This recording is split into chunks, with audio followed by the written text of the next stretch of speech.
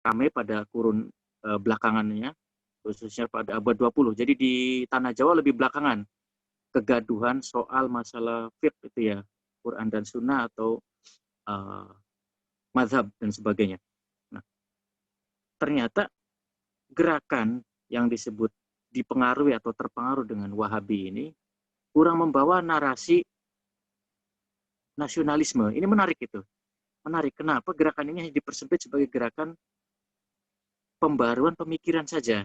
Nah, maka buku ini hadir untuk mencoba menyajikan bahwa gerakan Wahabi itu yang dibawa ke tanah Jawi, dia juga membawa konten atau narasi tentang nasionalisme dalam hal ini, memerdekakan diri dari penjajahan kaum kufar gitu. Nah, ini. Nah, termasuk juga kalau kita sebut agen atau aktor dari yang disebut gerakan pembaharuan atau Wahabi atau kaum muda, nanti ada muncul istilah itu.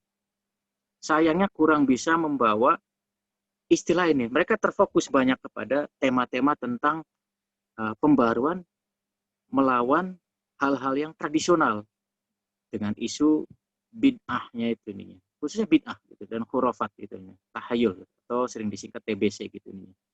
Nah, di sini menjadi penting.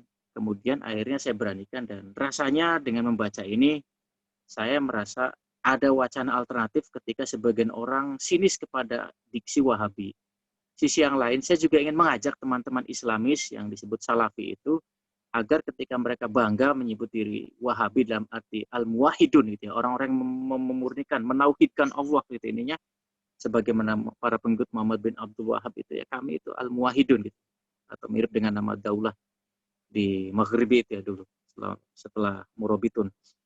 Itu tidak lantas kemudian dia hanya sempit menjadi gerakan koreksi fikih aja atau gerakan anti mazhab dan sebagainya. Nah, yang datang di Indonesia, wajah Wahabinya itu justru malah wajah yang lebih lebih apa ya, menarik menurut saya. Dia tidak kemudian serta-merta hanya berwajah tunggal, main sikat kalau ada misalkan kuburan yang dikeramatkan kemudian dipercantik dan sebagainya, sebagaimana awal kemunculannya gerakan ini di Najd gitu ininya. Tapi dia juga ada memuat konten narasi dari Mesir gitu. Nah, di sini kita mulai masuk nanti sosok yang namanya Muhammad Abduh gitu ininya. Jadi yang dimaksud Wahabi di Nusantara ini itu ada beberapa fase gitu, kawan-kawan. Kalau hari ini yang disebut oleh sebagian kalangan, katakanlah kalau bicara lebih sedikit lebih vulgar, kelompok-kelompok mazhab atau yang mendakwa diri Ahlus Sunnah wal Jamaah atau ormas-ormas yang aswaja itu, maka ketika kita minta siapa yang dimaksud Wahabi, maka jawabannya cenderung monolitik gitu ininya. Ditambah lagi, mereka yang menyebut diri sebagai Salafi lebih nyaman di situ, atau dengan kalau sekarang lebih mutakhir dengan sebutan-sebutan label sunnah gitu, penyeru dakwah sunnah, mereka itu adalah komunitas yang seakan-akan marojiknya itu adalah sanadnya itu dari kalangannya saja gitu nih ya. Dia tidak kemudian apa namanya terpengaruh atau dipengaruhi oleh madrasah-madrasah fakofah yang lain gitu ininya. Menurut saya ini tidak tepat gitu ininya. Saya ambil contoh saja misalkan, kalau misalkan ada kalangan Salafi menyebut kita tidak dipengaruhi oleh madrasah-madrasah yang lain gitu ininya. Ada buku yang ya terlepas dari bias-bias yang ada ya, dari Charles Allen itu, God's Terrorist gitu ininya. Dia membuat satu apa namanya itu silsilah madrasahnya yang menarik gitu ya, selain akar dari gerakan Saud dan Wahabi ini. Tapi dari sisi keilmuannya gitu loh, dari sisi keilmuan. Nanti dia sebetulnya ada irisan dengan dia menyebutnya Hanafi School gitu ya, atau madrasah mazhab Hanafi gitu ya. Meskipun itu nanti ketemunya pada Abu Thahir Muhammad. Nah, nanti di Salafi India lebih menarik gitu ininya.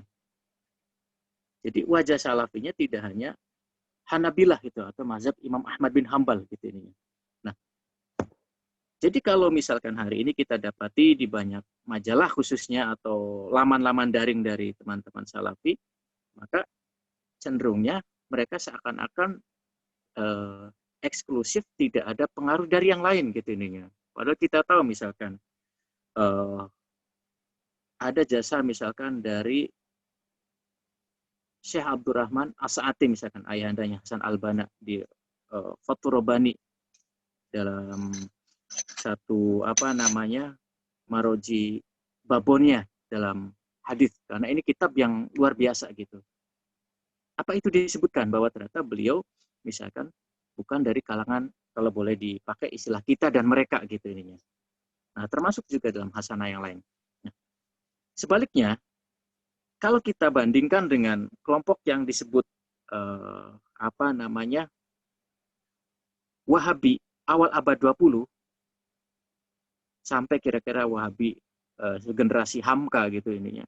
Maka mereka tidak begitu sepelik cara berpikir Wahabi kontemporer atau Salafi hari ini.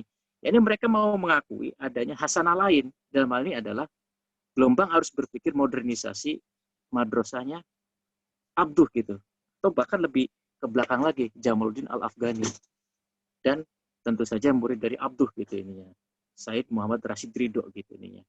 Nah, nanti ketika datang ke Indonesia, tidak bisa disebut ini hanya pengaruh Wahabi saja, tapi juga ada pengaruh Abduh gitu ininya.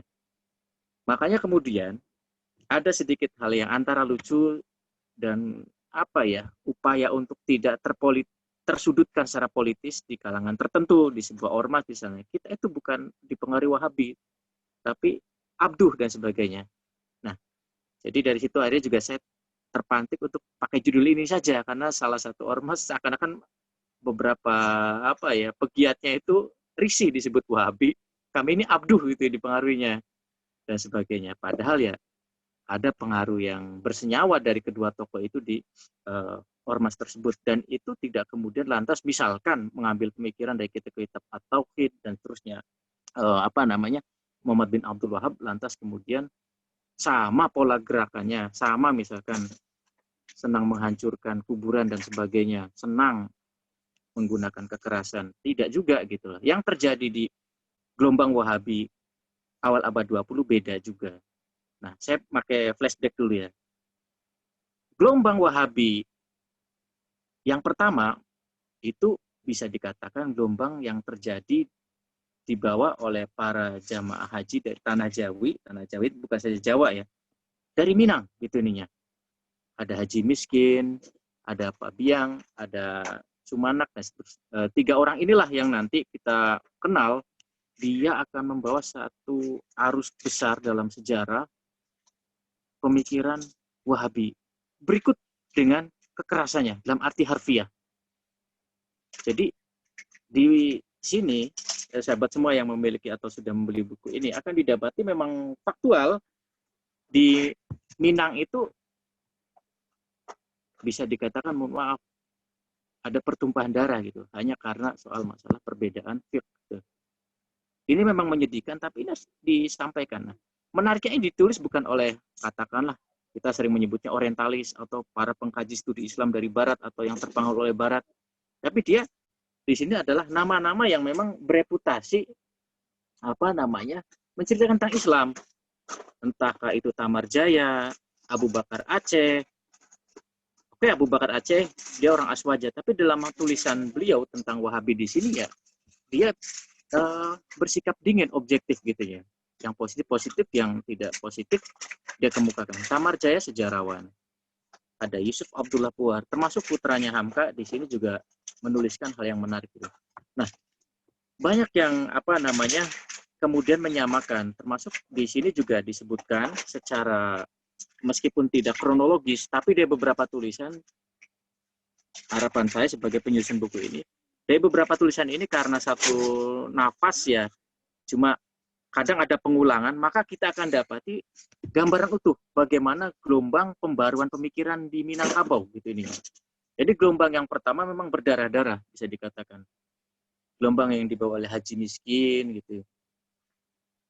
Tapi di sana juga akan kita dapati bahwa ada wacana sebetulnya nanti ketemu irisannya dengan kelompok yang disebut kaum adat pada saat adanya Belanda itu.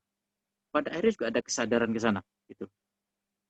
Nah, jadi tidak tiba-tiba atau sehitam putih saja. di kalangan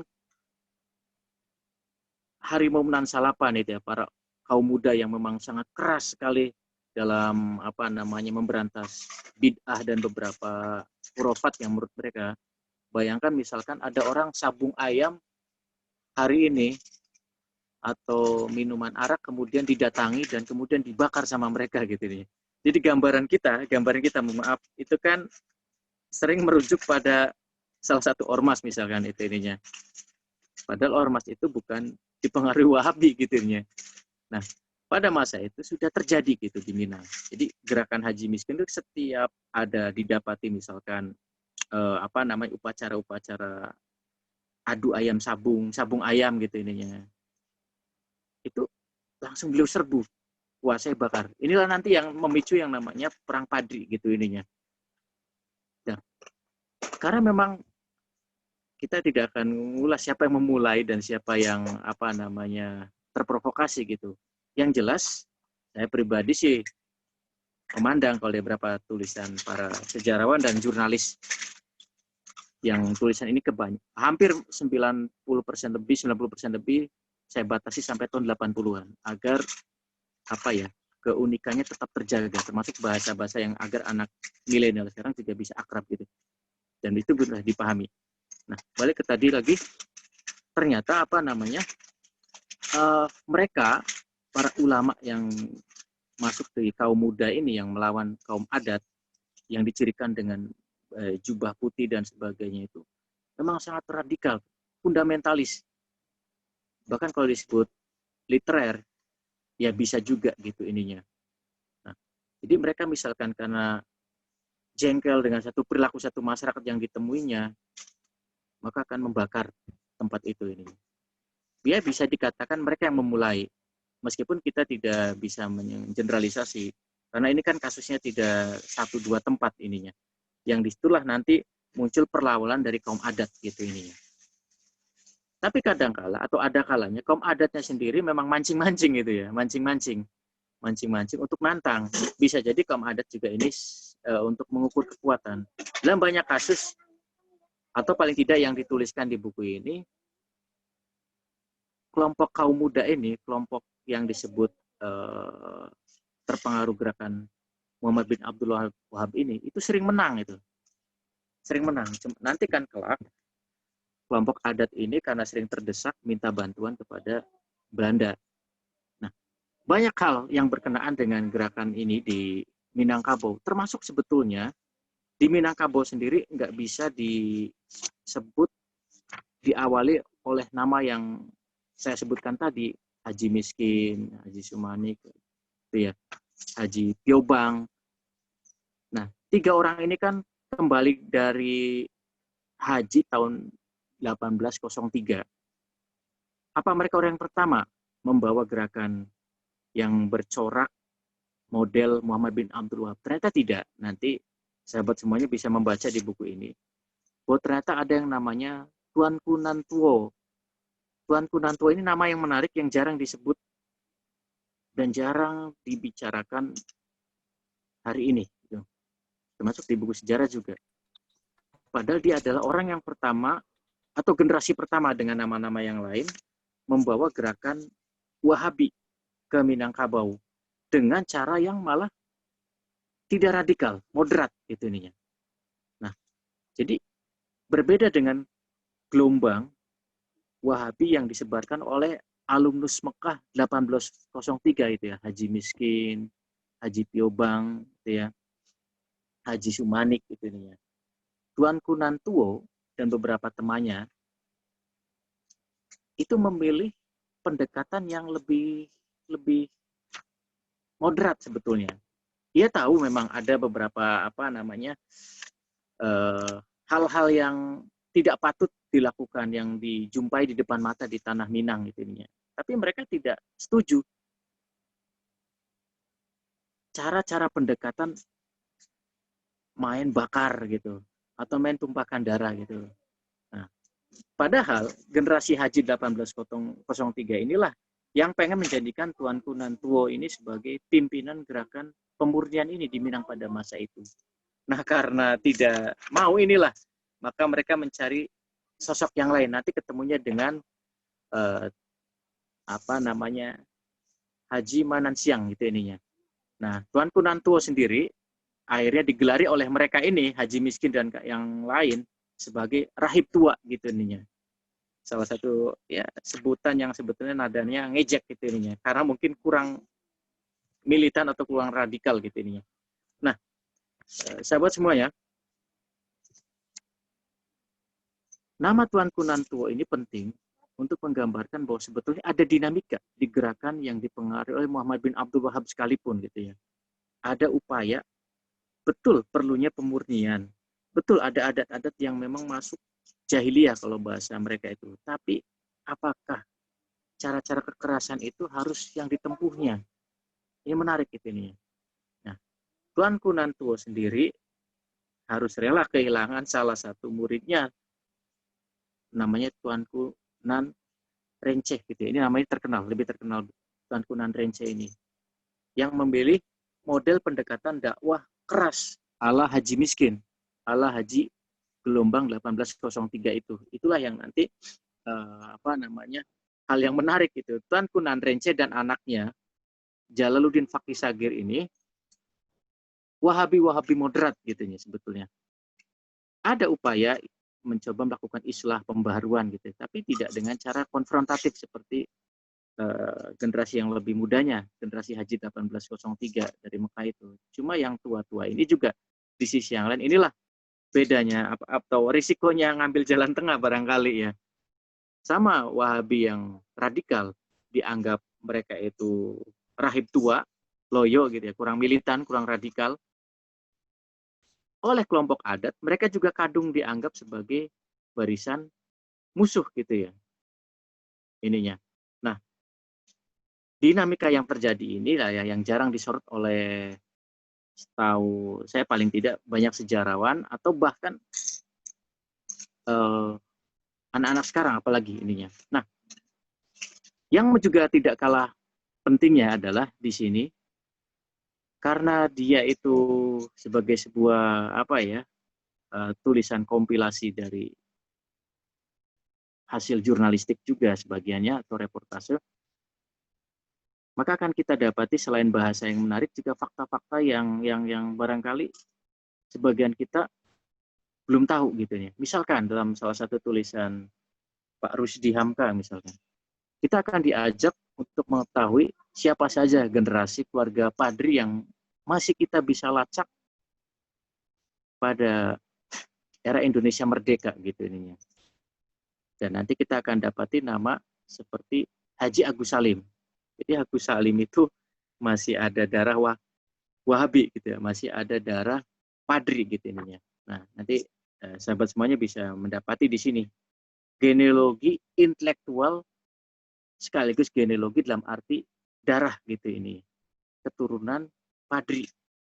Nanti ini punya anak siapa, terus ini nikah dengan siapa dan sebagainya. Yang nanti bisa disebut puncaknya adalah atau yang dibahas oleh penulis Rusdi Hamka di sini 3.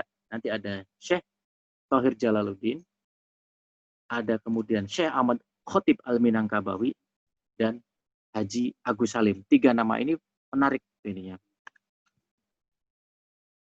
Nah, mungkin tidak banyak yang tahu. Nah, ini goresan yang apik dari namanya Mas Aziz Prabanistan itu ya yang diinikan. Ini Ayahanda Hamka, ini Syekh Thohir Jalaluddin, dan ini ada Syekh Daud Rosidik gitu. Ini kalau boleh dia mengikuti pembagian tadi, ini gelombang Wahabi kedua, gelombang Wahabi akhir abad 19, awal abad 20 gitu ya.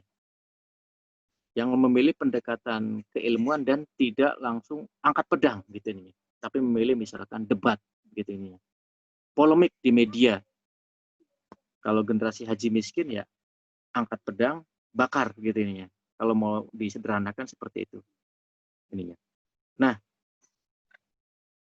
mereka generasi Padri yang bisa kita dapati ini saling berkaitan gitu ya. 3 nama tadi itu. 3 nama tadi yang awalnya terpisah, sebetulnya mereka masih satu klan gitu ininya.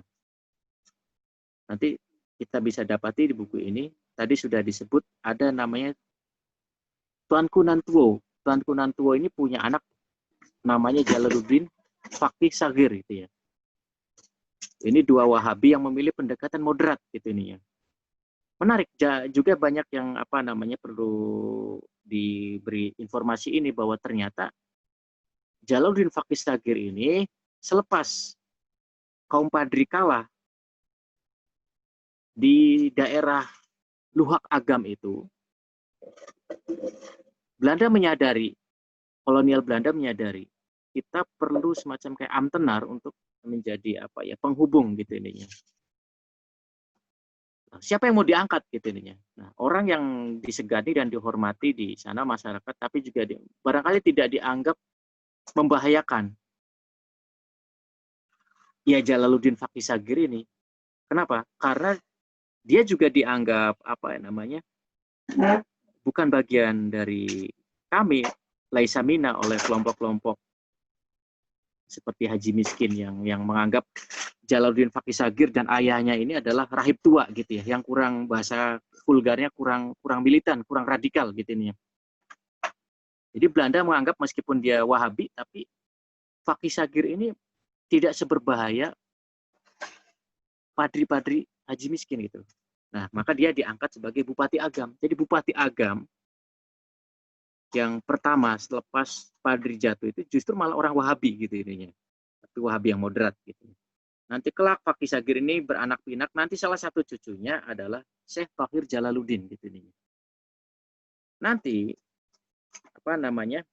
Syekh Thohir ini dia berdunsanak ibu atau saudara sepupuan dari jalur ibu, kalau bahasa Minangnya dunsanak ibu, dengan yang namanya Syekh Ahmad Khotib. Kita menyebutnya Syekh Ahmad Khotib Al-Minangkabawi. Perlu ada kata Al-Minangkabawi karena nanti ada juga ulama terkenal di tanah Jawi ini dari Borneo atau Kalimantan, Syekh Ahmad Khotib As-Sambasi gitu ini. Itu beda orang. Nah, nanti ketemu Syekh Thohir Jalaluddin ini dengan Syekh Ahmad Khotib. Mereka itu satu sepersepupuan. Maaf, saudara sepersepupu dari garis ibu gitu ininya.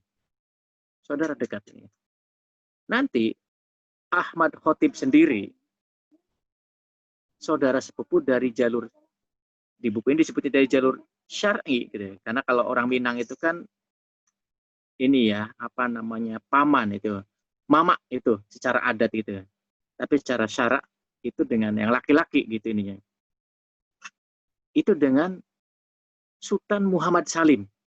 Nah, dari nama belakangnya sudah tahu. Ya, ini ayahandanya Masjidul Haq atau kita mengenalnya Agus Salim, Haji Agus Salim gitu ini. Nah, dua orang ini kita tentu mengenalnya, Syekh Ahmad Khotib Al-Minangkabawi dan Haji Agus Salim. Syekh Thohir Jalaluddin barangkali pengkaji sejarah atau yang suka buku-buku sejarah yang mengenalnya, atau samar-samar lah, biasanya namanya disandingkan dengan Haji Rasul, ayahanda Buya Hamka gitu ininya. Nah, yang menarik di sini yang ditulis oleh Pak Rusdi Hamka di sini, bagaimana ketiganya yang sebetulnya kalau dibuka genealogi intelektualnya itu adalah Wahabi, tapi Wahabi intelek, bukan Wahabi yang menggunakan pedang, sebut saja begitu. Itu ternyata mereka memilih orbit yang berbeda gitu. Ada semacam kayak kesepahaman dan kesepakatan untuk meluaskan pemikiran-pemikiran pembaruan. Walaupun di sini tidak disebutkan soal itu, apakah ada semacam kayak musyawarah. Syekh Ahmad Khotib memilih menetap di Mekah dan beranak pinak di sana. Bisa dilacak sampai sekarang siapa saja keturunannya dari 2 kali pernikahan dengan muslimah berketurunan Kurdi di sana. Syekh Jalaluddin Thohir itu bermukim di Semenanjung Melayu di sekira Singapura, Malaysia gitu nih, dikenal di sana. Membangun orbit dakwah pembaruan juga di sana. Dan Haji Agus Salim melakukan gerakan pembaruan khususnya di Jawa dalam arti yang kita kenal sekarang. Kita tahu lewat gerakan-gerakan politiknya yang banyak sering dibicarakan lewat syarikat Islamnya. Tapi jangan lupa, nama Agus Salim punya legasi yang besar sebetulnya lewat pemikiran keislamannya, baik dia sebagai pribadi atau baik dalam hal pengkaderan kepada anak-anak muda pada masa itu. Nah, di sini juga ada tulisan tentang Jong Islamitin Bond, artinya bagaimana anak-anak muda itu memang tidak bisa dipisahkan dari saham yang namanya Agus Salim ini gitu ya. Generasi Natir gitu ya, Prawoto dan nama-nama yang lain gitu ininya. Jadi di sini kita saksikan bahwa ternyata terah padri khususnya dari satu klan ini itu ternyata melakukan pembaruan yang bercorak unik gitu ini. Sama-sama membawa nuansa pembaruan pemikiran, mencoba merombak pemikiran jumud, kolot, sufi-sufi yang hulu gitu ininya. Tapi di sisi yang lain mereka juga membawa narasi kebangsaan gitu ininya, melawan penjajahan.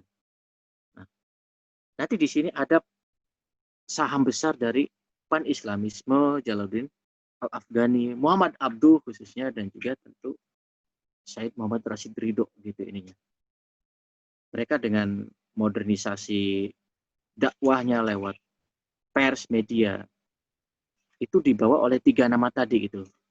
Al-Imam oleh Syekh Tahir Jalaluddin di Semenanjung Melayu, Syekh Ahmad Khotib lewat kitab-kitab yang beliau tulisnya, yang diantaranya juga bernuansa polemik gitu ininya, yang mengkritik adat istiadat di kampung halamannya di Minang.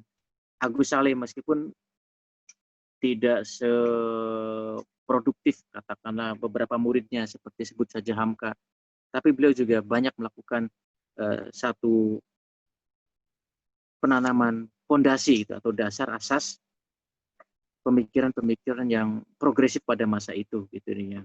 Dan itu juga dimulai dari sosok beliau sendiri. Misalkan ketika beliau menolak dijodohkan tanpa kemudian melakukan hal-hal yang bersesuaian dengan syarak gitu ya. Nah, kisah tentang ini pernah kami bahas di forum yang lain gitu ya. Nah, jadi di sini kita akan dapat yang menarik dan perlu diketahui kalau memang disebut hari ini ada namanya Kerajaan Arab Saudi dan itu sering dianggap bagian dari Wahabi. Nanti dari anak keturunan Syekh Ahmad Khotib tadi, dari buku ini bisa kita lacak nanti bahwa ada di antaranya yang pernah berkhidmat atau bekerja kepada pihak KSA itu, Kerajaan Arab Saudi di sana ininya. Jadi apa namanya, dari anak Syekh Ahmad Khotib yang bernama Abdul Hamid Khotib gitu ya. Menarik di sini juga. Di sini dijelaskan oleh Pak Rusdi bahwa Ahmad Khotib yang bercorak apa namanya pembaruan, tapi beliau sebetulnya bukan Wahabi gitu ya, bukan. Ini perlu ditandaskan. Beliau memang terbuka dengan ide-ide pembaruan. Bahkan sebetulnya lebih dekat dengan pemikiran Abduh gitu ininya. Hanya ada beberapa pemikiran yang juga sama dengan corak apa namanya Muhammad bin Abdul Wahab gitu ini. Di antara kekhasan seorang Ahmad Khotib Al-Minangkabawi yang seorang Syafi'iyah gitu ini, yang kita akan dapati juga di sini bagaimana putra-putra beliau, khususnya yang putra, beliau menikah 2 kali. Nah, ada yang namanya Abdul Karim Khotib. Putra beliau itu malah seorang ahli tasawuf gitu ininya. Beliau sadar ketika apa namanya gerakannya Ibnu Saud masuk merangsek menyingkirkan Hashimiyah pada 1924-1925, beliau sadar corak pandangannya berbeda dengan penguasa baru Mekah itu nanti ininya. Beliau akhirnya pergi ke India gitu ininya. Termasuk juga nanti adik-adiknya. Nah, nanti ada salah satu adiknya namanya Abdul Hamid Khatib gitu ya. Abdul Hamid Khatib inilah yang nanti si bungsu dari anak Syekh Ahmad Khotib Al-Minangkabawi ini masih hidup pada masa Indonesia merdeka. Bahkan nanti beliaulah yang hadir pada saat upacara pengakuan kedaulatan Indonesia dari Belanda ya tahun 1949. Juga jadi dubes Saudi di Pakistan. Jadi nama-nama yang sering kita lihat misalkan di medsos bahwa ada pejabat kedutaan Saudi yang berdarah Indonesia ini orangnya Abdul Hamid Khatib gitu ini. Nah, buku ini terbagi dalam 4 bab. Satu bab yang tadi banyak dibicarakan memang bicara tentang kejutan pembaharuan Islam yang dibawa oleh Muhammad bin Abdul Wahab gitu ininya. Juga secara khusus tulisan-tulisan tentang Padri. Berikutnya juga akan dibahas di bab kedua tentang pembaharuan Abduh gitu ininya. Jadi Wahabi yang disebut Wahabi, kalau boleh disebut Wahabi begitu, gelombang kedua, gelombang zamannya Syekh Tauhid Jalaluddin, Syekh Daud Rashidi, Dr. Haji Rasul gitu ininya, Haji Abdul Karim Amrullah atau Haji Rasul gitu ininya. Mereka sangat bercorak intelektual dan di sini tidak bisa dilepaskan dengan sosok Abduh dan Almanarnya, Al-Afghani dan pan-islamismenya sebagai guru dari Abduh ini, termasuk Rashid Ridho gitu ininya. Nah, di sini kita akan dapati bahwa Abduh itu luar biasa dalam membawa pemikiran pendidikan. Nah, sedikit tambahan, gelombang 2 para ulama yang dipengaruhi oleh gerakan pembaruan yang berminat dengan corak berpikir Muhammad bin Abdul Wahab, tidak sedikit sebetulnya dominan cara berpikir Abduhnya. Nah, kalau 3 nama seperti Karim Amrullah, Haji Rasul, beliau dari Maninjau gitu ya. Terus kemudian Syekh Jalaluddin, misalkan Daud Rashidi, barangkali orang mengidentifikasinya, wah ini Wahabi banget gitu. Kalau jangan lupa sekali lagi, ada banyak pengaruh Abduh di sana. Nah, untuk nama-nama seperti yang akan saya sebutkan ini, malah justru mereka terang-terangan lebih kuat pengaruh Abduhnya. Misalkan Abdul Ahmad Padang ini, Dr. Abdul Ahmad ini, termasuk lawan polemik sekaligus sahabat dari Haji Rasul gitu ini. Beliau memilih jalur pendidikan lewat sekolah adabiyahnya tahun 1909. Ada lagi Zainuddin Labai gitu ininya. Jadi sepintas kalau saya perhatikan hipotesis saya, yang kuat pengaruh Muhammad bin Abdul Wahabnya di gelombang kedua kalau disebut Wahabi di Nusantara ini, dia banyak menempuh model-model dakwah berpolemik, baik dengan debat terbuka atau dengan polemik di media gitu ininya. Baru kemudian mendirikan pendidikan sebagai katakanlah basis pengkaderannya. Di sisi yang lain, mereka yang banyak dipengaruhi oleh pemikiran Abduh, sekolah dulu gitu, sekolah dulu, dan tidak begitu dikenal paling tidak di sejarah atau tertarik pribadi-pribadi ini untuk berpolemik gitu ininya. Paling tidak ini kalau saya perhatikan dari nama-nama yang Abdul Ahmad Padang, kemudian Zainuddin Labai. Nanti kita bisa dapat juga nama Syekh Jamil Jambek dan sebagainya. Itu lebih suka berpidato gitu, keliling gitu. Nah, kenapa? Gelombang Wahabi kedua di Nusantara ini selain bercorak intelektual, tetap dengan gerakan memurnikan, di sisi lain juga mereka tampaknya menyadari bahwa alam Nusantara itu memang perlu pendekatan yang memang tidak disebutkan. Bisalah ibroh dari para wali tanah di tanah Jawa itu. Jadi tidak langsung frontal gitu, sebagaimana dilakukan di generasi Haji Miskin, Haji Paibong pada era pertengahan abad ke-19 gitu ininya. Jadi pendekatan intelektual. Bahkan sebagiannya secara sadar memilih pembaruan lewat pendidikannya. Dan corak Wahabi itu menjadi aneh kalau disematkan gitu ininya. Sekolah adabiyah misalkan. Kalau hari ini ada yang menganggap itu Wahabi ya aneh gitu ininya. Nanti kan ada sekolah sekolah ini kita bisa mendapati pengaruhnya, termasuk yang kita kenal dengan yang namanya gontor gitu ininya. Kalau di Malaysia masih saja ada isu-isu bahwa gontor itu Wahabi gitu ininya. Nah, ini bisa dilacak dari sini gitu ininya. Dari diskursus ini gitu ininya. Nah, Abduh, baik gurunya, Afghani ataupun muridnya, ketika masuk di sini, oleh banyak penulis yang saya susun ini, saya kurasi ini, satu saham jelas. Pendidikan dalam arti yang luas gitu ininya. Modernisasi atau pembaruan pendidikan. Termasuk juga kalau kita dapati nama Bediüzzaman Said Nursi di Turki, ada satu tulisan di sini saya tampilkan bahwa ternyata Bediüzzaman Said Nursi juga di sini ada pengaruh dari Muhammad Abduh gitu ini. Dan menariknya ada sedikit lah disinggung dari Elan Vital Muhammad bin Abdul Wahab gitu ini. Lah, bagaimana tidak seorang Soekarno yang sekuler saja terkagum. Jadi pada masa itu berbeda dengan pada masa kita sekarang yang masih menganggap Wahabi sekarang ini kata yang menjijikan, politis, dan perilaku-perilaku yang memang eksklusif dari para katakanlah pelaku dan yang membanggakan sematan itu gitu. Pada masa itu kata Wahabi itu berkonotasi perlawanan sekali lagi terhadap penjajah gitu ini. Ada rasa bangga gitu ini. Nah, jadi di sini kita akan dapati juga bagaimana pengaruh Abduh di Sumatera, di Tanah Jawa.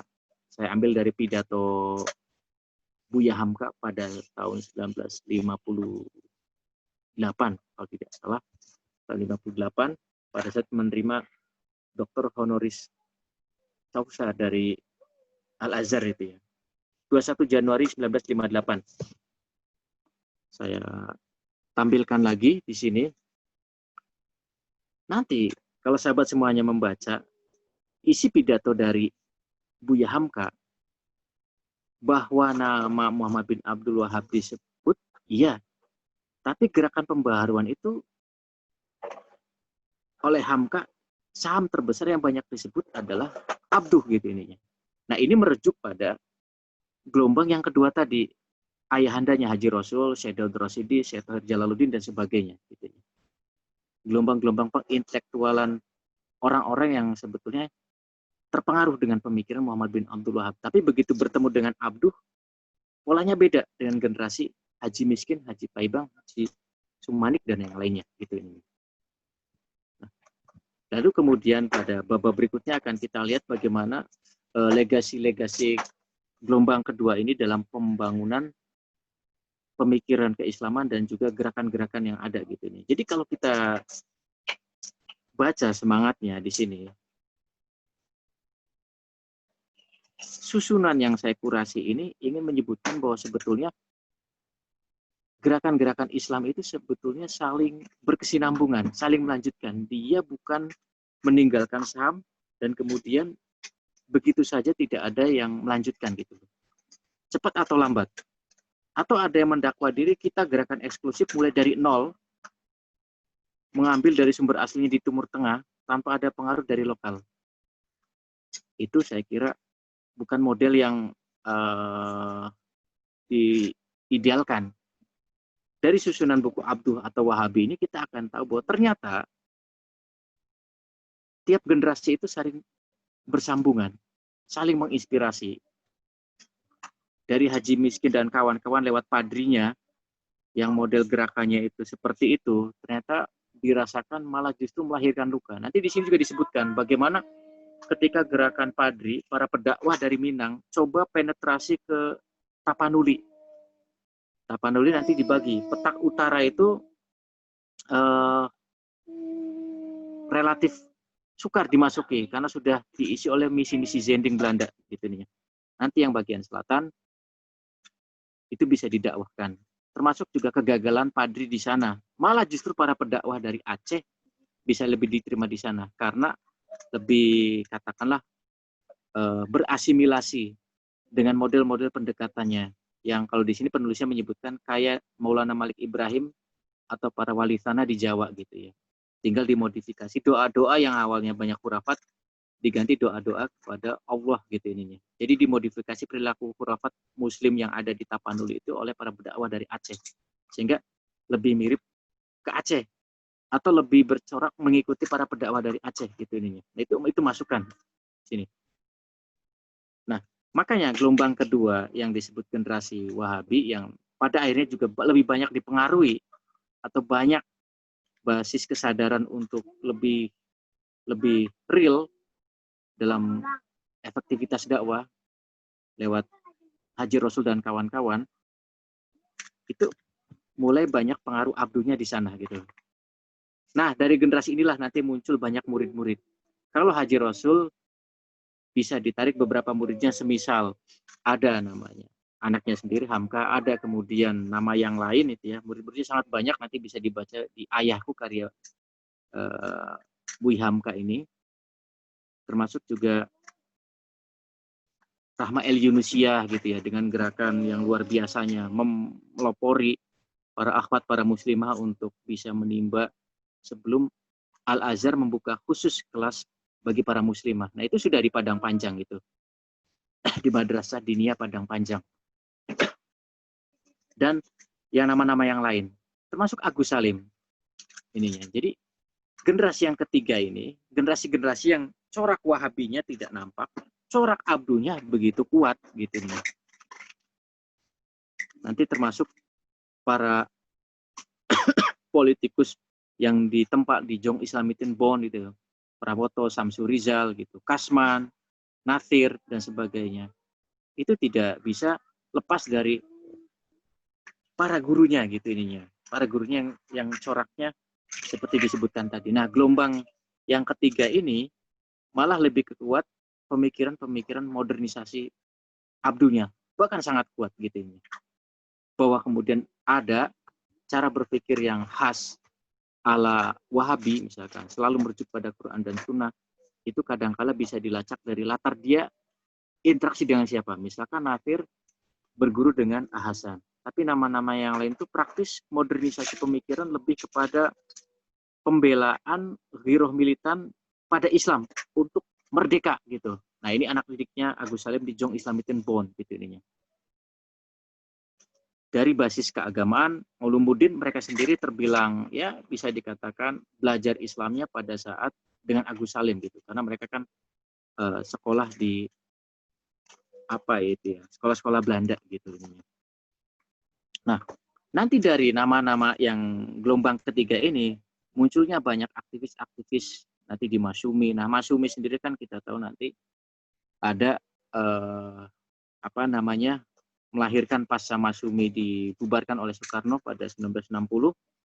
Nanti ada Dewan Dakwah Islam Indonesia, nanti memunculkan banyak sekali hub baru gitu ya, khususnya ke Timur Tengah, khususnya ke Saudi gitu ini. Tapi di buku ini tidak dibahas. Cuma ini membuka wawasan bagaimana kemudian antar generasi para aktivis Islam itu berkesinambungan gitu. Dari generasi abad 19 yang muasalnya membawa pemikiran Muhammad bin Abdul Wahab di Minang, kemudian ada modifikasi dari gelombang 2 para modernis ini, generasi Haji Rasul, Tahir Jalaluddin, Daud Rashidi dan nama yang lain.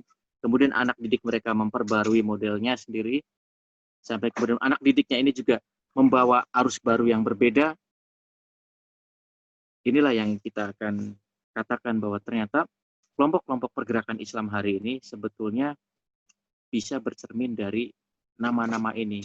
Kira-kira kita itu masih ada darah dengan mereka atau tidak? Pantas gak kita menyebut kita itu murni semurni-murninya terpengaruh dari misalnya Timur Tengah dan sebagainya.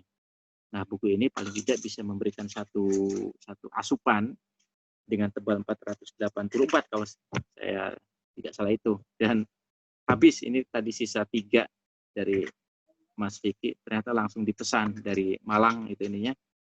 Kayaknya sudah habis belas gitu.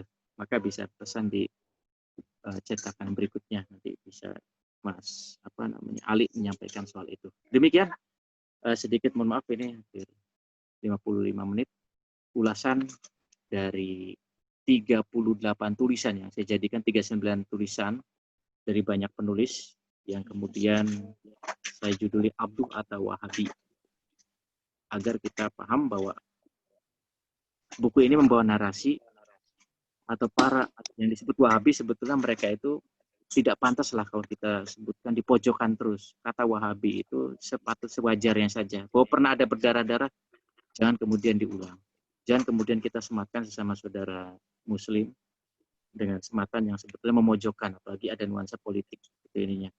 Di sisi yang lain, kelompok yang disebut Wahabi atau apapun namanya pengaruhnya, mestinya juga bisa bercermin bahwa gerakan dakwah itu selalu berkesinambungan gitu ininya.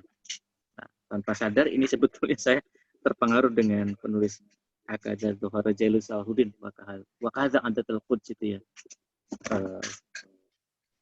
Majid Irsan Failani gitu ini, bahwa dan sering diungkapkan oleh misalkan Dr. Adin Husaini bahwa gerakan dakwah itu terus sambung menyambung gitu, bahwa nanti ada pola-pola yang menyesuaikan dengan zaman itu niscaya gitu. Demikian kurang lebihnya, mohon maaf. Saya kembalikan ke Mas Ali. Assalamualaikum warahmatullahi wabarakatuh.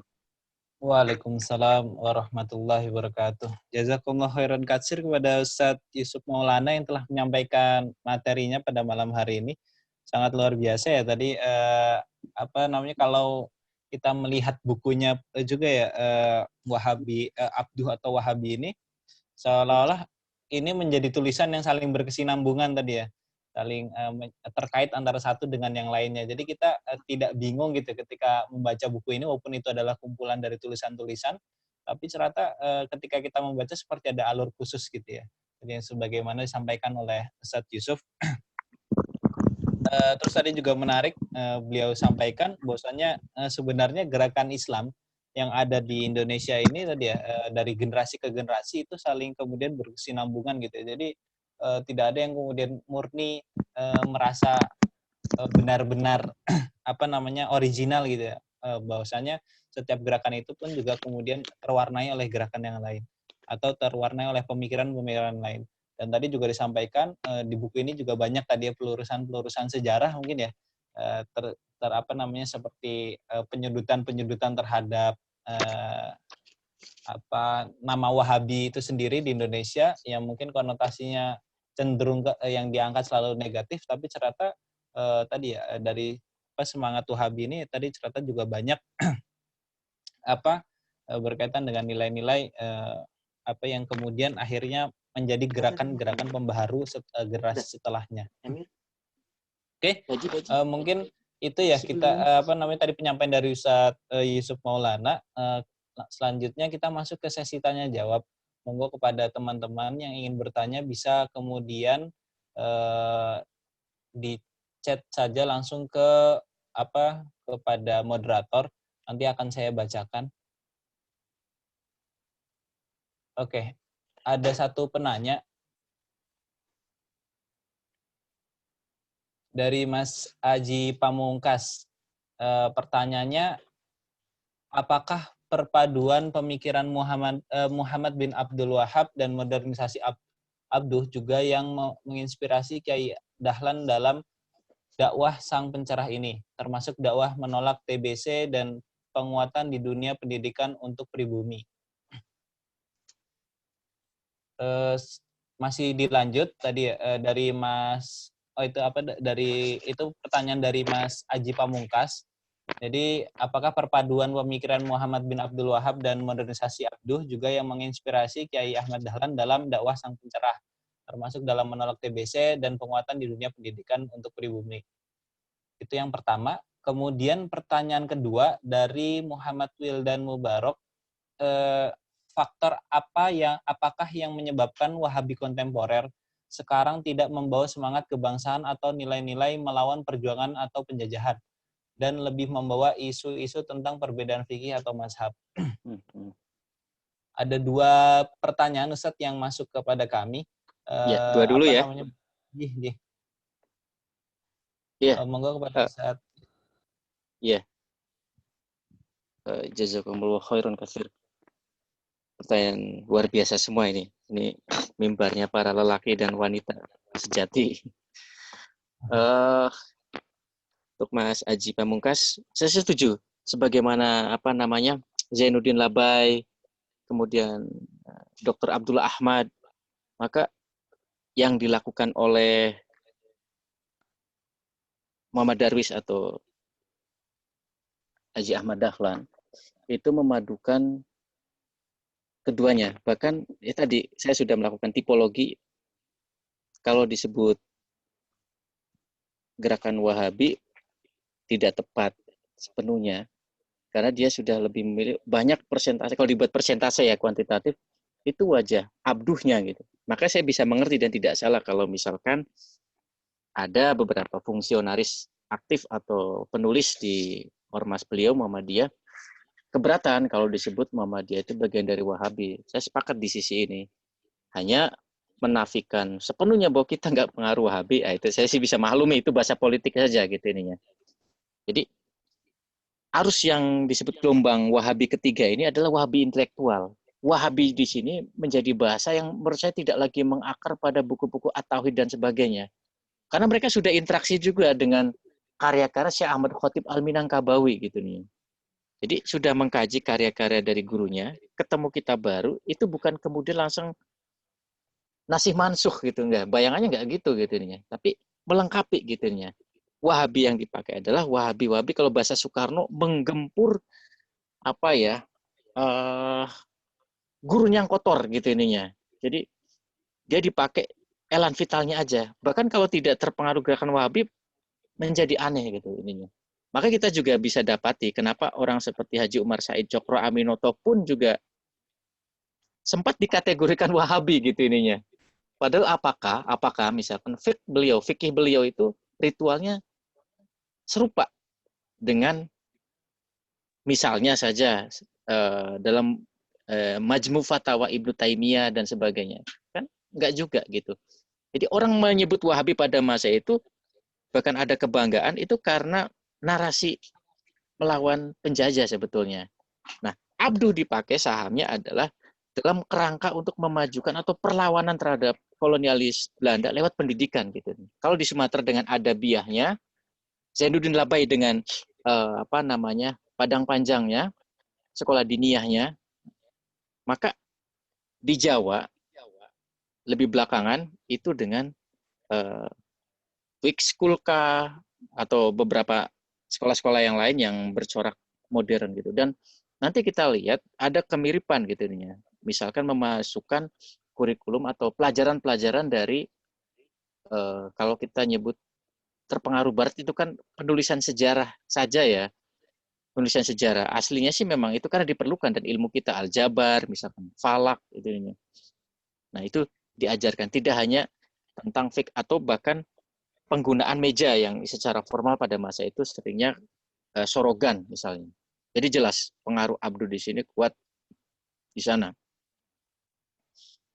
Bahkan orang seperti Syekh Ahmad Surkati di sini memang tidak begitu banyak. Saya tidak memiliki banyak literatur tentang beliau dari majalah-majalah lawas yang saya miliki. Tapi kita akan dapati juga Syekh Ahmad Surkati yang asli Arab Sudan yang kemudian didatangkan ke tanah Jawi. Kalau kita perhatikan juga kalau disebut Wahabi, Wahabinya varian yang lain gitu ininya. Malah varian yang lebih pribumi gitu. Tidak eksklusif. Kita kan tahu bagaimana perpecahan yang membentuk akhirnya Al-Irsyad Al-Islamiyah itu Al-Irsyad gitu ya. Dari Jamiatul Khair itu kan ada unsur-unsur egaliter gitu. Nah, unsur-unsur egaliter inilah yang khas menjadi isu dari Wahabi pada masa itu gitu ini. Sisanya beliau lewat jalur pendidikan gitu. Atau misalkan sebut lagi Nasir misalkan.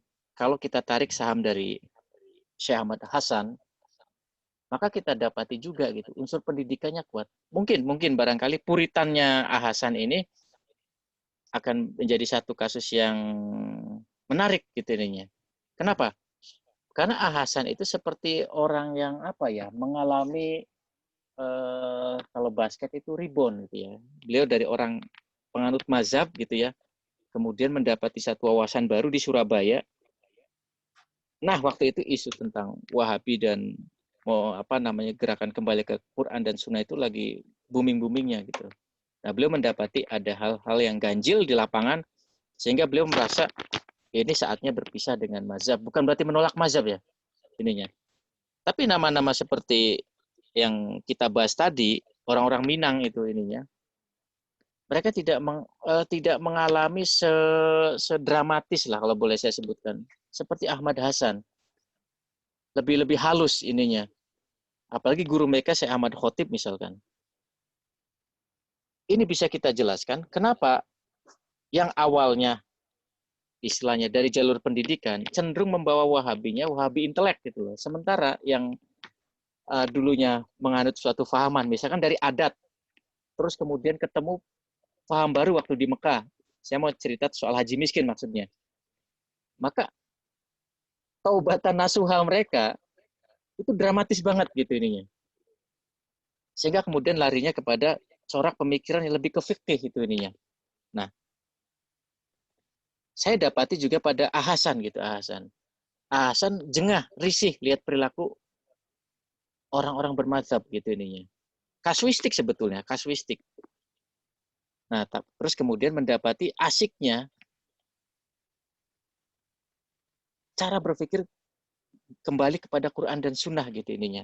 Nah, kalau menggunakan bahasa sekarang ininya, ini saya tidak paham bahasa psikologinya. Kita dapati fenomena orang hijrah itu. Orang hijrah itu kan kalau kita tidak jaga itu kan semangatnya luar biasa kenceng kan ya. Kita dapati teman-teman kita yang baru hijrah dan sebagainya itu kalau nggak direm itu mulutnya luar biasa.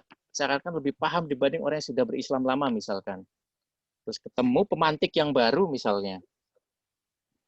Nah, cuma Hasan memang alhamdulillahnya itu kita dapati beliau memang orang yang punya bekal ilmu dasar sebelumnya. Meskipun beliau orang bermadzhab Syafi'i awalnya. Cuma maksud saya ada satu pergulatan yang kalau boleh ini beda lah menurut saya dibandingkan generasi Minangkabau tadi itu ya di awal abad 20 gitu. Sehingga nanti ada hal yang berbeda ininya. Nah, kedua dari Mas Muhammad Wildan siapa itu? Karena ada dua Wildan di sini yang ikut itu ini. Nah, saya sejujurnya menanti pertanyaan ini dan ini bisa jadi diskusi berikutnya. Jawabannya kalau dibilang simpel tapi malah lebih panjang.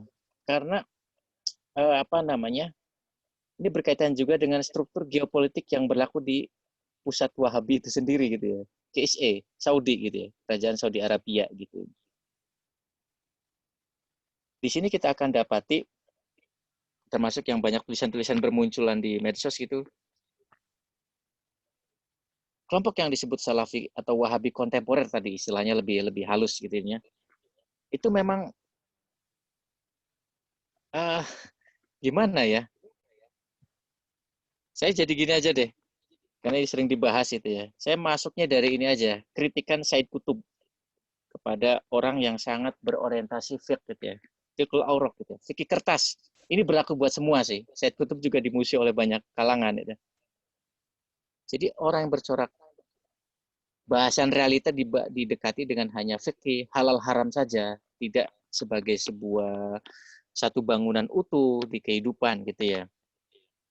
Maka ini kurang bisa menggerakkan gitu. Nah, inilah yang kemudian beliau membagi ada yang namanya fiqhul haroki dan fiqhul aurok gitu ya. Tentu saja pembagian atau tipologi dualisme ala Said Kutub ini tidak disukai oleh beberapa kalangan itu. Ada yang kalangan penganut, kalangan yang mengagungkan kitab kuning misalkan. Jelas tersinggung dengan ucapan Said Kutub gitu ini. Kalangan Salafi juga sama tersinggung dengan ucapan ini misalkan. Tapi realitanya apa yang disampaikan Said Kutub itu jadi renungan siapapun sebetulnya, bahkan kalangan yang menggunakan karya-karya beliau sebagai marojinya gitu. Jadi fikih sebetulnya kan kalau dilihat dari beberapa ulama yang saya ikuti, dia sebetulnya puncak kepintaran dalam keilmuan sebenarnya fikih gitu ya. Hari ini fikih itu semacam kayak ilmu yang gampang dimasuki siapapun, termasuk orang yang baru kenal Islam, untuk memukul orang yang berbeda pendapat dengan kelompoknya gitu nih. Termasuk juga mereka yang sudah merasa menguasai fiqhul aurok gitu ya, menguasai kitab kuning, menjadikannya sebagai alat meledek kelompok yang lain. Gitu. Situ kan dari Google saja. Kita belajar ngaji itu bertahun-tahun dalam kitab kuning gitu. Tapi kan sebetulnya bukan masalah durasi lama mengkaji kitabnya, tapi bagaimana kertas kuning di kitab itu bisa menggerakkan agar elan vital Islam ini kemudian terasa gitu. Wa ma arsalnaka illa rahmatan lil alaminnya itu bukan hanya dengan membanggakan aku sudah sekian tahun mengkaji ini di pondok misalnya. Aku mengkaji ini di katakanlah anu terpadu, sekolah terpadu atau kampus terpadu misalkan.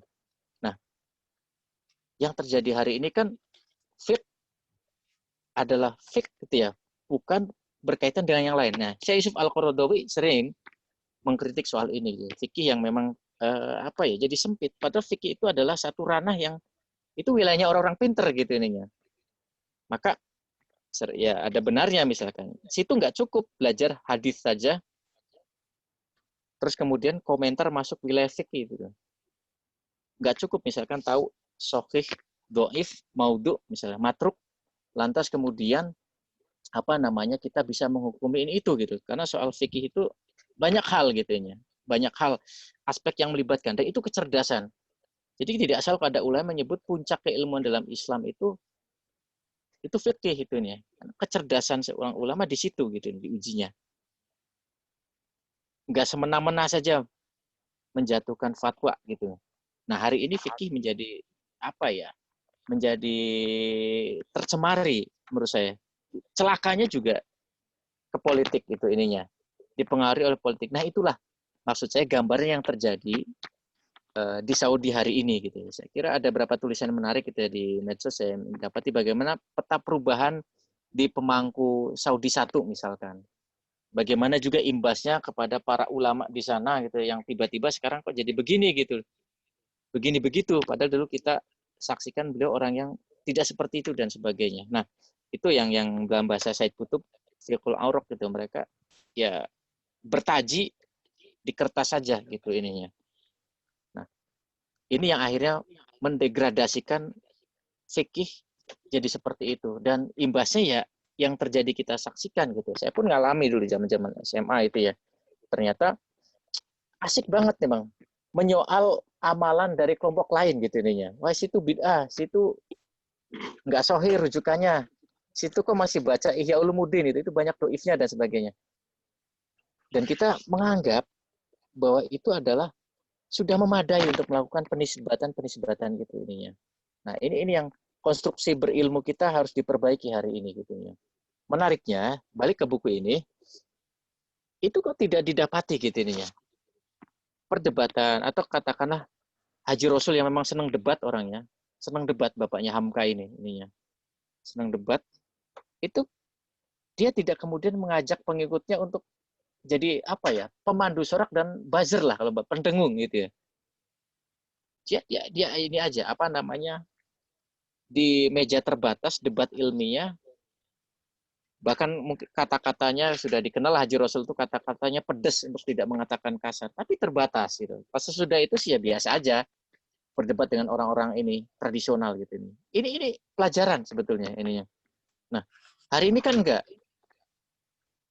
ngajak pengikut main potong-potong video gitu ya. Kemudian disandingkan gitu. Nah, ini yang kemudian akhirnya bikin gaduh gitu ini. Tidak ada yang lengkap. Nah, jadi saya melihat faktor politik itu yang mendrive kenapa akhirnya Wahabi kontemporer menjadi seperti itu. Bercorak oriented gitu ya. Bahkan diksi atau kata maqasid syariah itu sendiri mereka membid'ahkan itu ada yang seperti ini. Ada yang juga anggap kalau kelompok yang lain ya meliberalkan, dianggap itu liberal dan sebagainya. Bagaimana kalau bicara tentang syariat atau fiqh itu tidak hanya literal tapi juga apa maqasidnya. Isu-isu semacam misal hari ini pas pandemi boleh nggak zakat fitrah itu menggunakan katakanlah uang dikonversi dengan uang tidak hanya dengan bahan pokok saja dan sebagainya. Nah, nanti kita akan dapati dalam fiqh itu kajiannya lebih kompleks. Tapi hari ini kajian yang harusnya ilmiah dan di meja para ulama ini jadi medan berantem di level bawah gitu ininya. Nah, maka tidak salah kalau ada yang mengaitkan ini sih memang Wahabi hari ini ada yang menariknya sebagai satu alat untuk membok-bok umat Islam gitu loh. Jadi di sini saya tertarik dengan tulisan Haji Zainal Abidin Ahmad atau siapa atau Abu Bakar Aceh Tamarjaya gitu ya, saya nggak hafal. Tamarjaya barangkali. Apa perbedaan pembaruan Ibnu Taimiyah dengan Muhammad bin Abdul Wahab meskipun sering dianggap mereka satu madrasah, meskipun nanti dibantah juga bahwa mereka meskipun sama-sama mengaku Hanabilah Schools, madrasah Hanabilah, tapi ternyata beda gitu. Tapi dua orang ini aja beda. Di buku ini disebutkan kalau Ibnu Taimiyah memandang problem umat Islam itu dari luar gitu ininya. Di sini ya penulis buku ini, khususnya dari umat Yahudi dan Kristen. Memang ini situasi pada masa itu mempengaruhi pandangan-pandangan semacam ini. Semisal misalkan beliau kan mengalami perang salib ya ininya. Maka Ibnu Taimiyah melihat rusaknya, munculnya khurafat-khurafat di jantung umat Islam itu karena banyak penyusup dari musuh-musuh Islam. Nah, kalau Muhammad bin Abdul Wahab, kata penulis di sini, menyebutkan Muhammad bin Abdul Wahab lebih memilih kita umat Islam sendirilah yang sudah merusaknya gitu.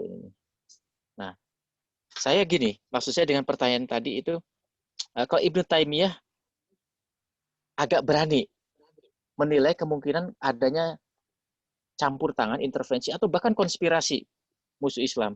Muhammad bin Abdul Wahab cenderung nyalakannya umat Islam gitu ininya. Nah, semoga sahabat semuanya memahami konstruksi berpikir ini. Apa ininya? Seringkali Madrasah Muhammad bin Abdul Wahab ini akhirnya para pengikut atau pengagumnya di sini yang kontemporer lebih sering menyalahkan ke umat Islamnya dibanding apa ekses dari mereka selalu nyalah-nyalahkan. Itulah maksud saya. Kamu salah itu karena begini dan sebagainya. Tidak sadar bahwa cara berpikir mereka itu ada yang memainkan. Paham nggak maksudnya ya? Kira-kira seperti itu. Jadi kalau Ya. sebelum ke sini, sebelum di forum ini saya baca sepintas, tapi saya belum percaya sepenuhnya bahwa si siapa itu Salman bilang bahwa Wahabisme itu ya memang sengaja dibawa untuk menyukseskan agenda-agenda Barat. Ini tentu saja berita ini tidak saya percaya sepenuhnya. Cuma ada beberapa yang percaya, saya mau mengatakan itu saja. Saya sendiri tetap melakukan verifikasi apakah itu tepat. Cuma agak kerasa memang, agak kerasa secara geopolitik, cara berpikir Wahabisme ini sangat menguntungkan untuk mendukung status quo di beberapa negara. Gitu. Itu aja sih. Makasih. Terima kasih Ustadz Yusuf Maulana atas jawabannya. Ini masih diizinkan untuk pertanyaan lagi, Ustadz? Ada 2 pertanyaan lagi yang masuk. Oh ya, dan monggo. Cukup. Silakan dibacakan, Mas Ali.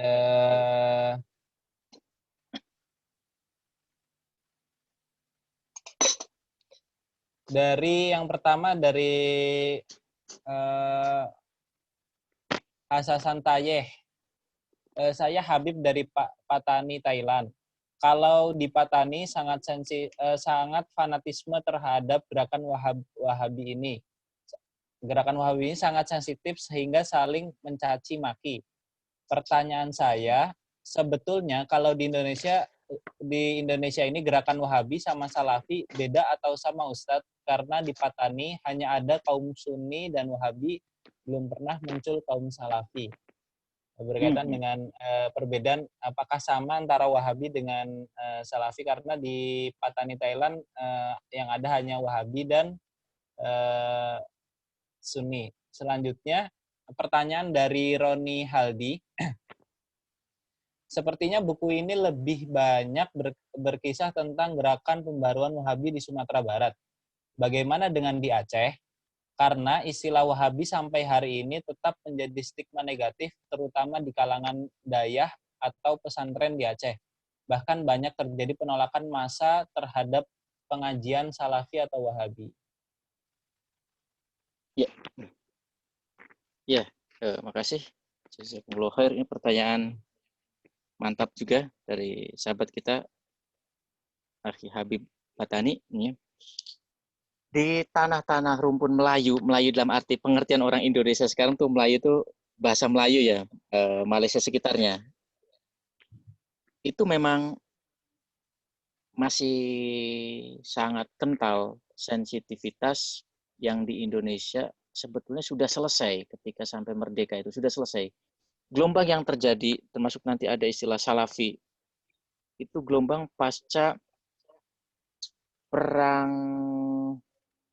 Teluk, perang Teluk apa namanya perang Teluk satu gitu ya. Saya zaman SMP gitu ininya.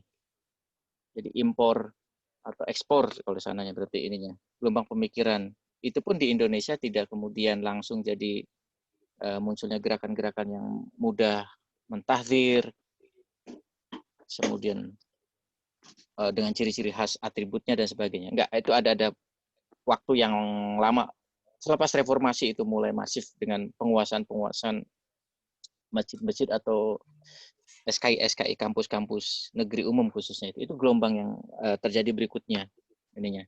Tapi di tanah Melayu, di tanah Melayu, hal itu masih terjadi. Malaysia hari ini sekalipun, betul.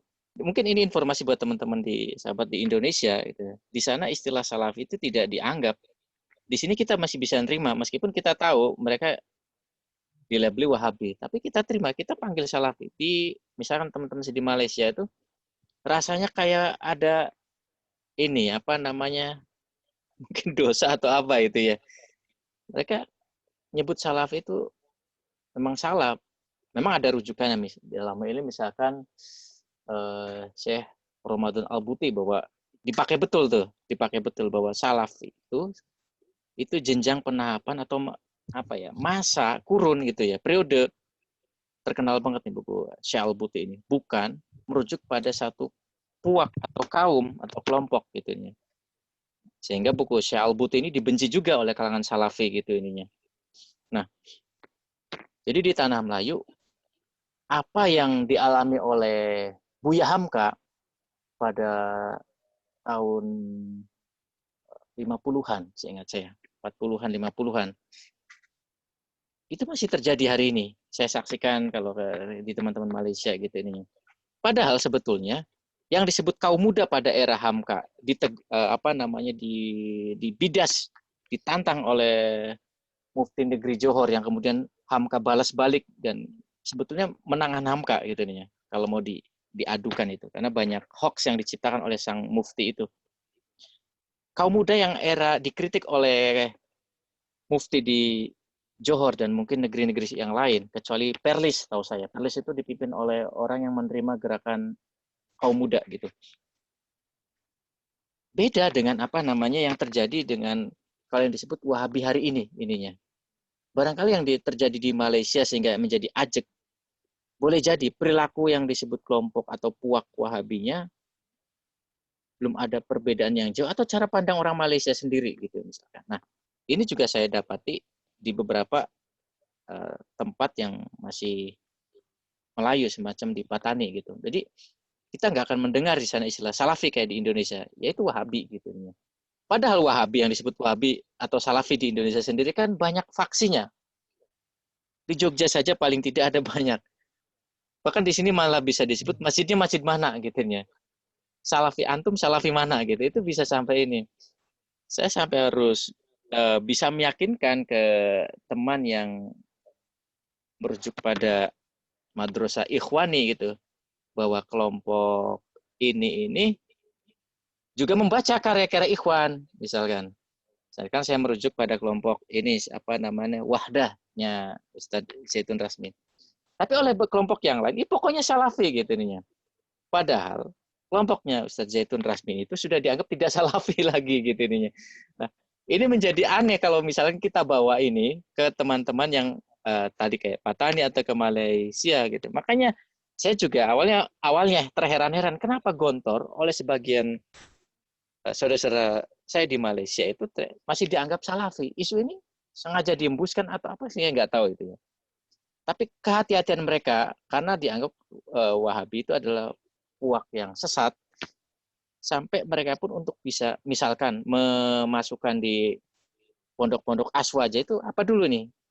Isu Gontor itu sebagai pusat Wahabi masih ada hari ini, di abad ini gitu, di detik ini gitu. Masih ada yang percaya gitu ininya. Termasuk hoax untuk menjatuhkan wibawa ulama yang disebut Wahabi. Jangan salah, kalau di sini kan Hamka bisa diterima bahkan di kalangan Aswaja juga. Di sana masih ada yang masih enggan membaca karya Hamka. Tidak sesederhana yang kita dengar, oh Hamka diterima di Malaysia. Ada yang masih curiga. Sehingga untuk bisa menunjukkan eksistensi kelompok kami itu di atas mereka, maka sampai diciptakan hoax Babuya Hamka itu sudah berbaiat ke tarekat Anu misalkan. Padahal hoax dalam penelusuran saya gitu di karya saya yang lain. Nah, jadi buat saudaraku Akhi Habib, di Indonesia yang disebut Salafika atau Wahabi itu banyak kelompoknya dan mereka tuh berantemnya juga pelik gitu nih ya. Jangankan dengan muslimin yang lain, dengan Aswaja, dengan haroka lain, sesama mereka juga berantemnya pelik. Ini saya pas di sini di meja saya itu ada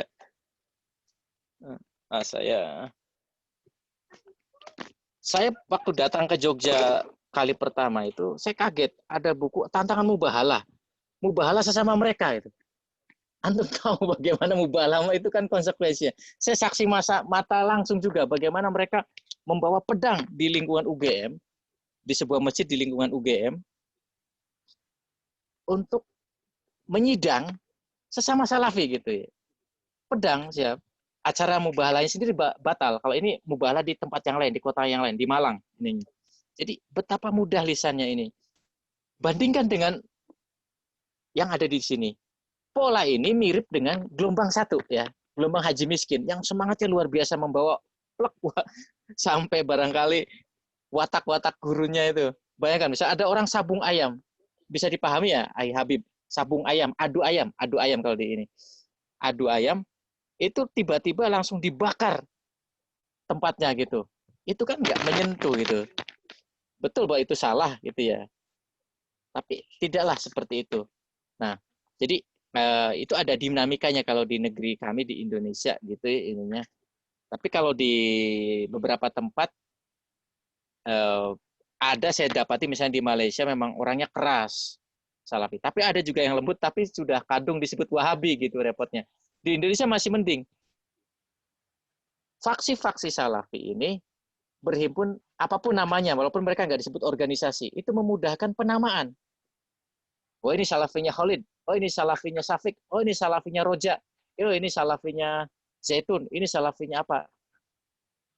Almarhum apa namanya Ja'far Denggolan, oh ini Bin Bas dan nama-nama yang lain. Penyebutan ini bagi kalangan yang paham memudahkan apa yang dicerminkan oleh watak sang masyayikh ini, suyukhnya akan kelihatan juga di anak buahnya gitu. Yang ini beda dengan faksi yang lain gitu. Oh misalnya kalau semoga nggak ada para muridnya mereka, tapi ini data yang langsung ya. Misalkan karakter Roja itu begini, karakter Hasmi beda lagi, karakter Wahda beda lagi. Oh karakter ini beda lagi. Yang ini mau berinteraksi dengan kelompok-kelompok gerakan Islam. Kelompok ini menganggap gerakan Islam itu ahlul bid'ah misalkan dan seterusnya. Nah itu ada banyak apa namanya pelangi di antara kelompok Salafi di Indonesia dan itu hendaknya bisa kita adil menilai. Ada yang memang hulu. Saya dapati juga di status-status Facebook misalnya di Malaysia, ada yang memang nggak beda dengan di sini, lidahnya nggak bisa dijaga gitu ininya. Tapi di sisi yang lain ada, dia itu moderat, tapi kadung dicap Wahabi, misalkan di Perlis itu berat sekali. Makanya kita akhirnya paham kenapa misalkan Muhammadiyah itu lebih bisa berkembang di Singapura dibanding di Malaysia. Pas zaman menterinya kemarin waktu masih Pakatan Harapan Mimpin, kenalan saya Mazli Malik misalkan mau mencoba Muhammadiyah bangun kampus di sana. Itu dapat tantangan kuat di sana. Ini langsung masuk ke apa yang terjadi di Aceh. Memang mohon maaf buku ini saya belum dapat bahan kejadian di Aceh. Abu Bakar Aceh menulis dengan elegan dan indah di sini menurut saya. Beliau seorang yang aswaja beliau mengkritik Wahabi juga, tapi di sini beliau bersikap layaknya sarjana yang par excellence gitu ini ya. Dia tidak keluar ini dari batas-batas kalau ini masih gosip nggak usah ditulis deh dan sebagainya. Dia hanya menyebutkan misalkan begini-begini nih. Oh kalau kalangan lain begini ininya. Jadi Abu Bakar Aceh yang seorang mazhabi Syafi'iyah setahu saya ininya itu bisa, dan dari namanya Aceh sudah tahu dari mana. Nanti ada nama lain seperti Prof. Hasbi Asyidik. Di Aceh beliau tidak diterima gitu ya, tapi di Jawa Hasbi Asyidik ini disebut kelompok modernis. Di Aceh kalau disebut kelompok modernis ya Wahabi gitu ininya. Sama. Barangkali nasib yang dia ada di Aceh nggak jauh beda dengan di Malaysia gitu ininya. Saya belum melacak secara jauh kenapa gitu ininya. Terhadap kaum muda itu begitu resisten. Saya sementara berhipotesisnya begini, khususnya ke Roni Haldi, di beberapa buku yang berkaitan dengan Perang Aceh yang berlangsung selama 87 tahun, koreksi, kalau Perang Padri lumayan juga 37 tahun. 37 tahun Perang Padri itu. Lumayan merepotkan Belanda. 20-an tahun itu khusus perang antara kaum adat dan kaum Padri. Jadi sekitar 57 tahunan gitu ininya. Nah, untuk Aceh, perang para mujahidin Aceh di sana, saudara-saudara kita muslimin di sana, itu 80-an tahun. Sekitar itu 87 tahun yang berakhir, sebenarnya 1903, tapi sebenarnya masih terus ada perlawanan. Saya mendapati struktur tertinggi di daerah-daerah itu kan ada para ini ya, ulama gitu ya. Ada ulama gitu ininya. Nah, nanti pada kurun abad ke paruh kedua abad ke-19, 18 sekian yang bawah, pas mulai perlawanan Acehnya agak kendor, sehingga 1903 sudah lebih mudah dijinakan, itu ada kaum feodal, Ulu Balang. Mohon maaf kalau saya pelafalannya tidak tepat, Ulu Balang, para bangsawan. Nah, para bangsawan ini banyak dianggap membantu Belanda dan dibenci banget sama rakyat. Celakanya, di literatur yang saya baca, sebagian Ulu Balang ini berfahaman fikihnya sama dengan kaum muda. Paham ya maksudnya? Atau bahasa gampangnya Muhammadiyah gitu ininya. Ini yang bikin repot akhirnya. Mendukung Ulu Balang dengan pahamnya berarti mendukung paham kaum mudanya, Wahabinya. Dan Wahabi itu berarti pro penjajah. Bisa diikuti ya silogismenya. Itu sebabnya di telinga Mufti Johor, Syekh Alwi Al-Haddad, Mufti Johor ini menuliskan bahwa keberadaan kaum muda atau Wahabi di Tanah Jawa itu mendukung penjajah. Ini hoax yang dibantah oleh Hamka dengan data-data dan sebagainya. Justru malah kaum muda itu banyak melakukan perlawanan. Nah, Hamka betul. Cuma Mufti Johor melakukan generalisasi yang berlebihan. Kalau memang kasusnya di Aceh, mestinya sebutkan saja. Dan itu sebetulnya oknum gitu ya. Muhammadiyah sendiri di Jawa jelas anti perlawanan lewat pendidikannya gitu ininya. Anti Belanda lewat pendidikannya. Cuma orang yang berstatus Ulu Balang ini cara pahamnya sama dengan Muhammadiyah gitu ininya. Itu sebabnya sampai sekarang pun di Aceh Muhammadiyah agak susah gitu ini, gitu aja deh.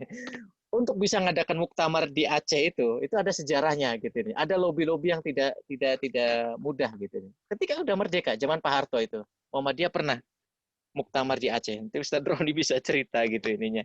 Itu ada tidak gampang. Malah di tanah yang jelas-jelas Islam gitu. Nah, sementara itu sih dugaan saya itu jadi ada faktor bagaimana rasa bangga orang Aceh yang berjihad melawan Belanda, terus kemudian di tengah-tengah itu pusara konflik itu ada para ulu balang yang memang para pengkhianat, yang ternyata mereka berfahaman kaum muda gitu. Ini sebetulnya bisa dijelaskan gini, kalau otoritas rakyat itu lebih percaya kepada masyarakat, para ulama, mereka yang juga kelas bergengsi ini tidak mau dong disaingi oleh para ulama yang tergabung di PUSA itu, Persatuan Ulama Seluruh Aceh. Maka mereka memilih paham yang beda. Jadi pokoknya asal beda saja gitu ini. Ini nggak jauh beda sebetulnya dengan di Minang. Kaum muda membawa pahaman Wahabi, kaum tuanya akhirnya lebih memilih pro Belanda gitu ya, tradisional gitu. Tapi di Minang bisa berjalan damai gitu ya. Saudara-saudara kita, kita akhirnya sadar musuh kita itu sebenarnya Belanda. Nah, makanya di Minang relatif bisa berjalan akrab akhirnya. Maka nanti muncullah yang disebut adat bersendi sara, sara bersendi kitabullah. Yang di Aceh sampai hari ini Islam sepenuhnya, tapi masih belum damai secara hati. Orang-orang yang disebut ulu balang, yang dulunya pro Belanda, tapi ternyata fahamannya kok nggak sama dengan kita gitu loh. Samanya sama dengan kaum muda Wahabi. Sementara itu sih kalau dari yang pembacaan saya, mungkin bisa menambah masukan dari yang lain. Karena sebelum itu bahkan kalau ditarik dengan katakanlah Aceh sebagai vasal, bukan bagian dari Ottoman, Utsmani, tapi dia mitra gitu ya, vasal, atau katakanlah sebagai daerah batas untuk membantu Ottoman di timur, nyaris tidak ada apa ya isu itu gitu, pengaruh Utsmani. Ingat, Utsmani itu musuhan loh sama Wahabi. Utsmani itu musuhan sama Wahabi. Salah satu anak keturunan Ibnu Saud itu kan dipenggal oleh institusi kehilafahan itu ininya. Itu Aceh di sini masih nggak ada soal tuh, setahu saya gitu kan. Nah, baru pas pada masa sekira paruh abad ke-19 itu agak menguat kebencian kepada kaum muda itu besar kemungkinan karena ulu balang. Kalau kalau saya sementara sih demikian. Wallahu a'lam bishawab. Jadi, jazakumullah khairan katsir kepada Ustaz Yusuf Maulana yang telah menjawab pertanyaan-pertanyaan yang juga luar biasa dari para peserta di malam hari ini. Mungkin untuk diskusi malam hari ini kita cukupkan terlebih dahulu ya untuk pertanyaan. Tadi banyak sekali materi yang kemudian disampaikan oleh Ustadz Yusuf Maulana, dan mungkin dari Ustadz Yusuf sebelum nantinya akan kita tutup, adakah closing statement mungkin Ustadz berkaitan dengan buku ini gitu? Zoominar itu selalu yang saya ikuti ada closing statement ya. Iya. Iya, ya saya hanya mengucapkan ini saja. Terima kasih atas atensi teman-teman yang di malam hari ini. Saya lihat ada nama-nama akhwat juga untuk itikaf di Zoom. Saya sendiri terus terang belum makan ini, tapi kok nggak lapar ya, terbantu dengan antusiasme teman-teman gitu ini. Tadi nggak sempat. Saya hanya ini aja membacakan endorse dari Syekh Muhammad Khairuddin Al-Junaid. Beliau juga seorang Syekh, tentulah tahu kalau ada yang namanya Syekh itu seperti apa. Di sisi yang lain, beliau sendiri fahamannya adalah mirip kaum muda, tapi beliau di Singapura, salah satu kenalan saya di National University of Singapore ini.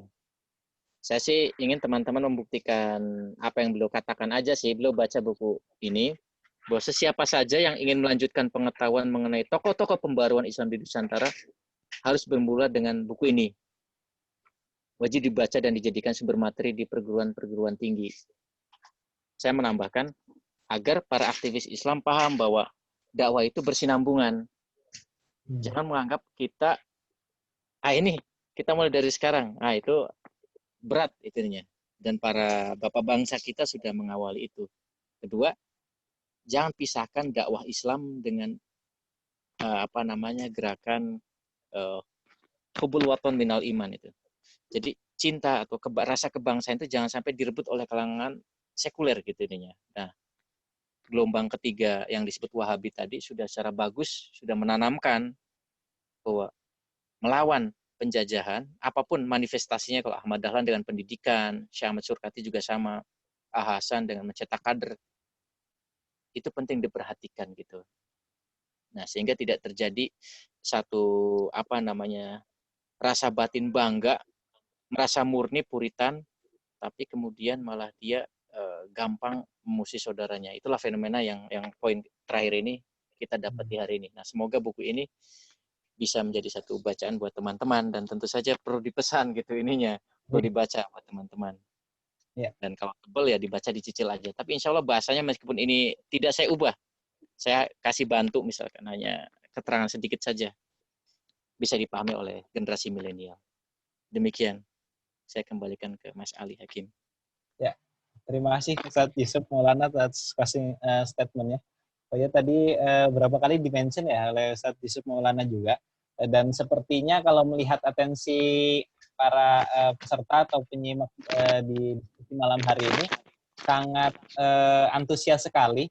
Dan bagi teman-teman yang mungkin ingin memesan atau belum memiliki buku ini, Abduh atau Wahabi, bisa kemudian memesannya di CP Gaza Library Publishing atau CP Gaza Bookstore yang teman-teman kemarin untuk registrasi diskusi pada malam hari ini. Mungkin itu semoga diskusi malam hari ini bermanfaat bagi teman-teman semua. Jangan lupa kalau tadi yang belum punya bukunya bisa dipesan di Gaza Bookstore melalui nomor telepon yang kemarin teman-teman hubungi. Dan mungkin dari saya selaku moderator Ali Abdul Hakim, mohon maaf jika banyak kesalahan dalam pembawaan acara pada malam hari ini. Dan terima kasih banyak kami dari Gaza Bookstore, dari Gaza Library Publishing, kepada Ustadz Yusuf Maulana yang telah membersamai kita pada malam hari ini, dan kepada seluruh peserta pada malam hari ini yang telah berkenan menyempatkan waktunya untuk mengikuti diskusi. Kurang lebihnya dari kami mohon maaf. Wabillahi taufiq wal hidayah. Wassalamualaikum warahmatullahi wabarakatuh. Waalaikumsalam. Kepada teman-teman, kami jika ada yang ingin meninggalkan forum, kami persilahkan. Jadi kepada Ustadz Yusuf Maulana juga. Ya, saya duluan ya. Assalamualaikum. Waalaikumsalam. Terima kasih Ustadz.